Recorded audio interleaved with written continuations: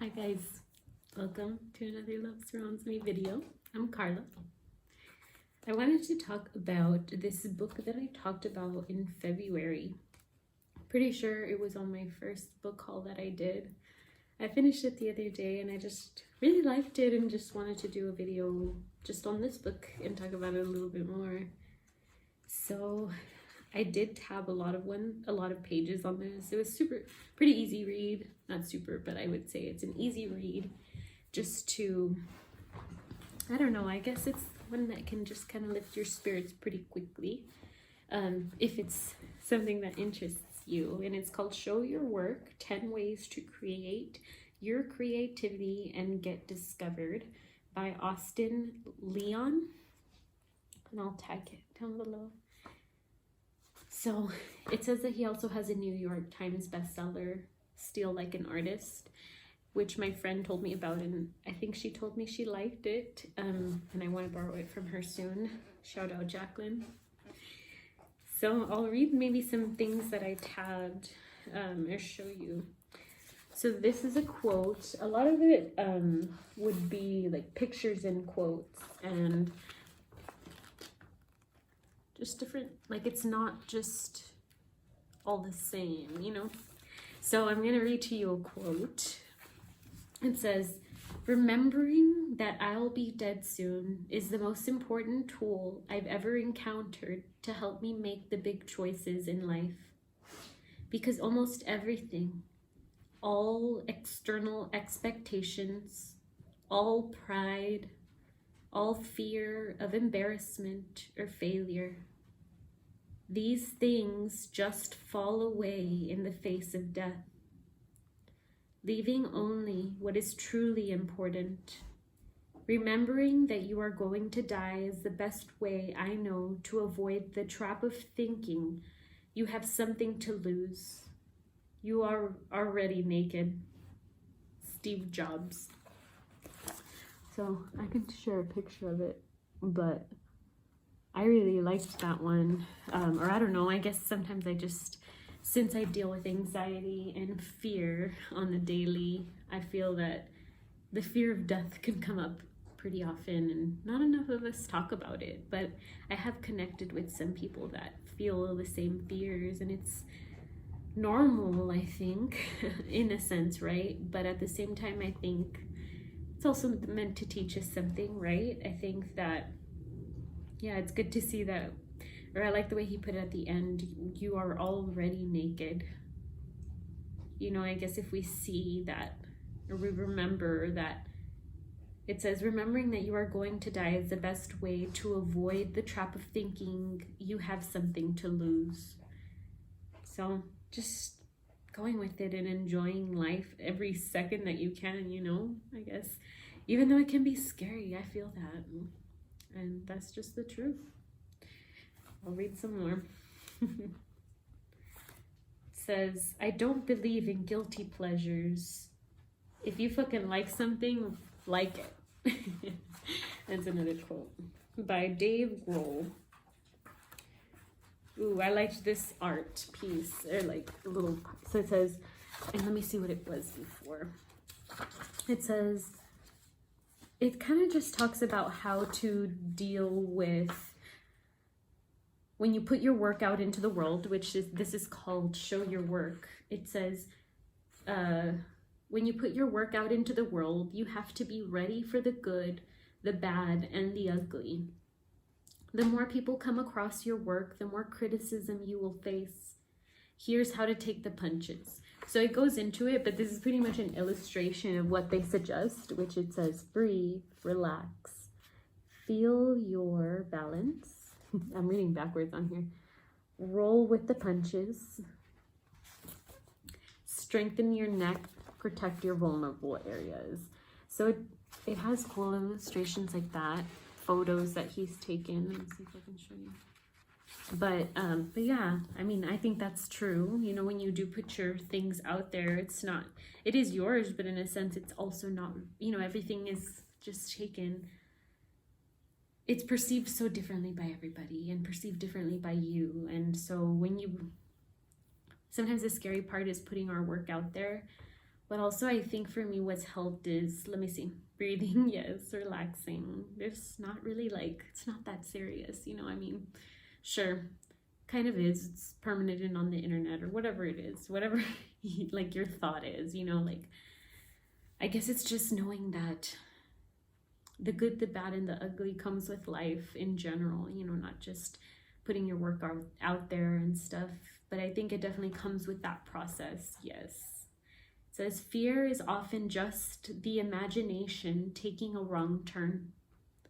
Bad criticism is not the end of the world. As far as I know, no one ever did die from a bad review. Take a deep breath and accept whatever comes. And then he suggests, consider practicing meditation. It works for me. I like that. I've been trying to be more and more consistent. I know meditation can be hard sometimes. I'd love to help guide you one day if you'd like. Check out the link in my bio. The trick is not caring what everyone thinks of you and just caring about what the right people think of you. Brian Michael Bendis.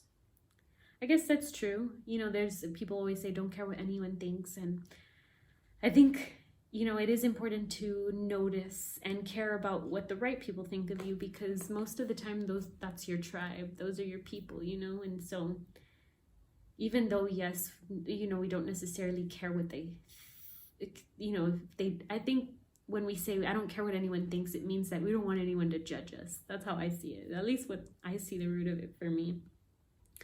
But it says, you know, the trick is caring about what the right people think. And I guess it's true, you know, for example, I guess with me, sometimes I may not want to hear, or it's hard to hear the full truth, but Colby will be like, okay, I know you don't want to hear this, but this isn't this, or you should think about this. And I'm like, okay, but it really helps me.